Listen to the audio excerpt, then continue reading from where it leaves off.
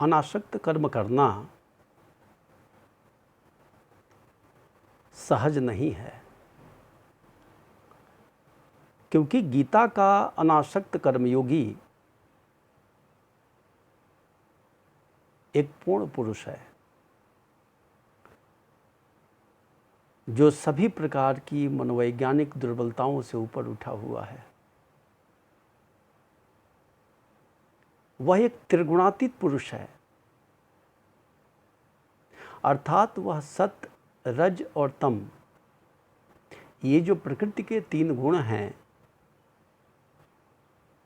इन तीनों से परे है।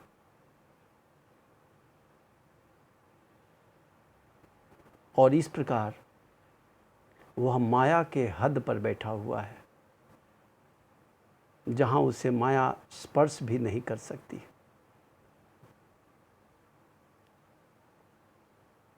इसीलिए उसकी प्रज्ञा समत्व योग में स्थापित है।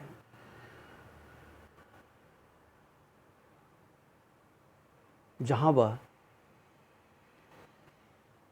किसी भी प्रकार के द्वंद्व से विचलित नहीं होता है, बल्कि शांत और निश्चल बना हुआ है। इसीलिए गीता में कहा गया कि सुख दुख समय कृत्वा लाभा लाभो जया जयो। ऐसा व्यक्ति स्थित प्रज्ञ होता है जो सुख दुख, हानि लाभ, जय पराजय, इन सभी प्रकार के द्वंद्वों में निर्द्वंद रहता है।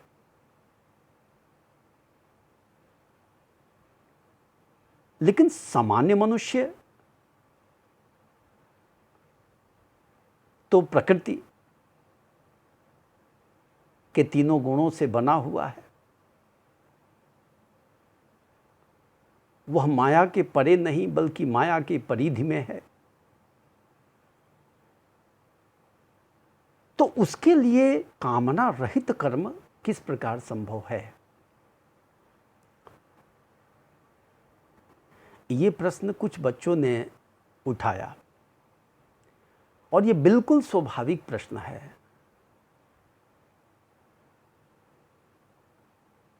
गीता इसका उत्तर भी देती है। देखें, सांसारिक मनुष्य के लिए गीता कामनाओं के नाश पर बल नहीं देती है, बल्कि कामनाओं के दैवीकरण करने की बात करती है। क्योंकि जब तक जीवन है, कामनाओं का अंत नहीं हो सकता है। संत कबीर ने तो कही दिया कि कब मरिहूं कब पायहूं पूर्ण परमानंद। मैं कब मरूं कि पूर्ण परमानंद की स्थिति में अपने आप को लीन कर सकूं। सांसारिक मनुष्य कामनाओं से रहित नहीं हो सकता है। इसीलिए गीता कामनाओं के दैवीकरण पर बल देती है। कामनाओं का दैवीकरण क्या है? वास्तव में हमारी कामनाएं 2 तरह की होती हैं। एक लौकिक कामना, जहां सांसारिक वस्तुओं की चाह रहती है, और दूसरी पारलौकिक कामनाएं, जहां सांसारिक वस्तुओं की इच्छा नहीं रहती है, बल्कि संसार से परे पारमार्थिक कामनाएं रह जाती है। गीता में एक प्रकार का ट्रांसफॉर्मेशन दिखाई देता है, एक प्रकार का पैराडाइम शिफ्ट दिखाई देता है लौकिक कामनाओं से पारलौकिक कामनाओं की ओर।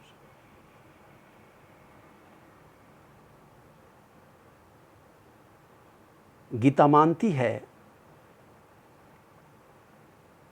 कि जीवन में हम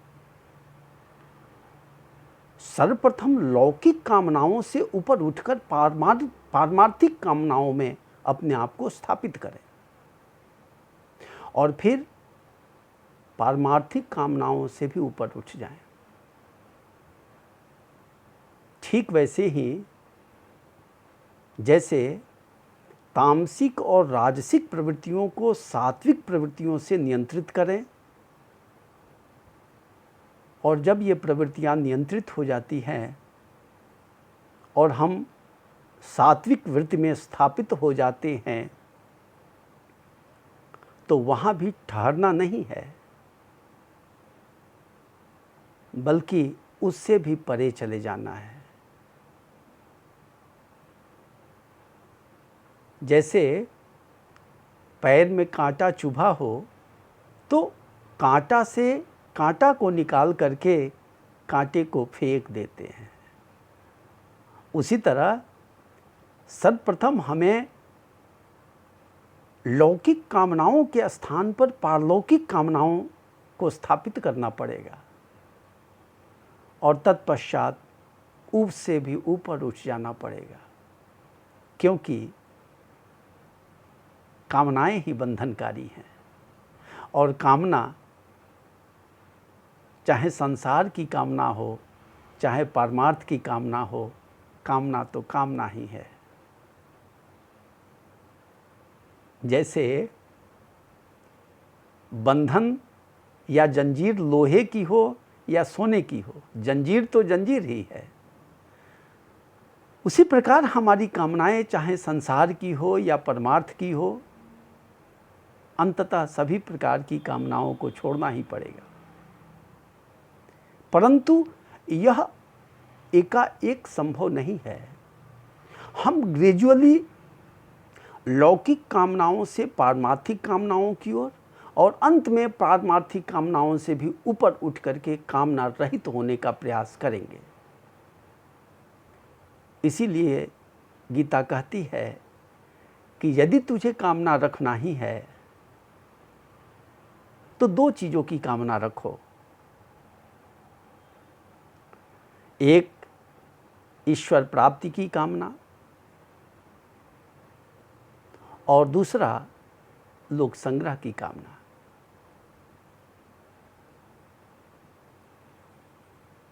गीता में भगवान श्री कृष्ण कहते हैं कि वह कर्म जो ईश्वर प्राप्ति के लिए किया जाता है वह मत कर्म हो जाता है। मत कर्म परमः भव, और मत कर्म एक प्रकार का अकर्म है। क्यों? क्योंकि इसमें लौकिक कामना नहीं है, सांसारिक कामना नहीं है, बल्कि यह कामना लौकिक कामनाओं से उत्कृष्ट है। भगवान श्री कृष्ण कहते हैं कि लिप्यते न स पापेन पद्म पत्रम इव अंभसा। जिस प्रकार जल में कमल रहता है लेकिन उससे निर्लिप्त रहता है, उसी प्रकार जब हम ईश्वर के निमित्त कर्म करते हैं, ईश्वर के लिए कर्म करते हैं, ईश्वर प्राप्ति के लिए कर्म करते हैं, तो वह कर्म बंधनकारी नहीं होता है, क्योंकि उसमें कोई लोकेशणा नहीं है। दूसरी चीज कि लोक संग्रह की कामना। लोक संग्रह का तात्पर्य नहीं है कि संसार की सारी वस्तुओं का संग्रह करके अपना बना लें।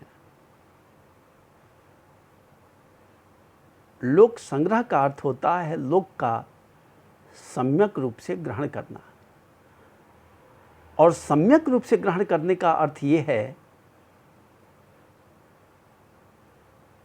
कि वह जिस रूप में है उस रूप में ग्रहण करना। परंतु लोग किस रूप में है, इसको बहुत अच्छा बताया गया ईशावास्य उपनिषद में। पहला श्लोक ही यहीं से शुरू होता है, ईशावास्यमिदं सर्वं यत् किंचित जगत्याम जगत तेन त्यक्तेन भुंजिता माँ गृदः कस्विधनम।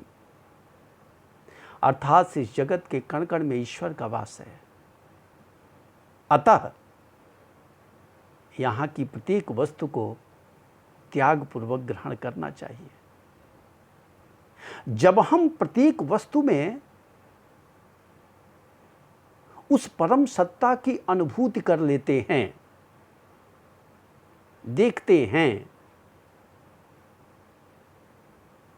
तब हमारे मन में लोक कल्याण की कामना जागृत होती है। परम पूज्य गुरुदेव ने साधना के अनुभव में लिखा कि जब तक विराट स्वरूप का दर्शन नहीं होता है, और विराट पुरुष का दर्शन विज्ञान में कोश में होता है, जहाँ कण कण में ईश्वर दिखाई देता है,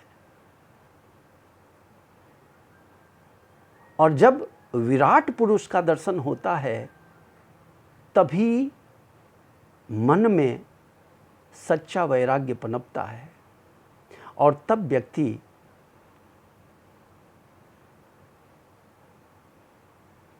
प्राणी मात्र की कल्याण की कामना से कर्म करता है। तो लोक संग्रह लोक कल्याण है, प्राणी मात्र का कल्याण है। और यदि हम प्राणी मात्र की कल्याण की कामना से कर्म करते हैं तो ऐसा कर्म भी बंधनकारी नहीं होता है। क्यों? क्योंकि इसमें स्वार्थ और वासनाएं समाप्त हो जाती है, शुद्ध हो जाती हैं, परिष्कृत हो जाती हैं, परिमार्जित हो जाती हैं, और वह एक विस्तार ले लेती हैं। इस प्रकार गीता कहती है कि यदि कामनाएं रखनी ही है तो ईश्वर प्राप्ति की कामना रखो और लोक संग्रह की कामना रखो। जो व्यक्ति लोक संग्रह के लिए कर्म करता है, वास्तव में वो लोक संग्रह की कामना से कर्म नहीं करता है, बल्कि उसके द्वारा किए गए कार्यों से लोक संग्रह स्वतः होता रहता है। क्योंकि लोक संग्रह की कामना प्रारंभ में लेकर के चलता है, लेकिन अंत में इन सभी प्रकार की कामनाओं से ऊपर उठना पड़ता है, तभी कामना रहित या अनासक्त कर्म हो पाता है। इसीलिए गीता डिसइंटरेस्ट, अनासक्त की बात करती है, डिजायरलेस की बात नहीं करती है, इच्छा रहित की बात नहीं करती है। क्योंकि जीवन जब तक है इच्छा रहित होना संभव नहीं है। हाँ, अनासक्त हुआ जा सकता है। कर्मफल के प्रति अनासक्त होकर के हम कर्म संपादित करते हैं तो ऐसा कर्म अकर्म हो जाता है। और इस प्रकार गीता में एक प्रकार का पैराडाइम शिफ्ट दिखाई देता है सामान्य मनुष्य के लिए, जब वह लौकिक कामनाओं से पारमार्थिक कामनाओं की ओर बढ़ता है और पारमार्थिक कामनाओं से भी ऊपर उठ करके अंत में कामना रहित हो जाता है।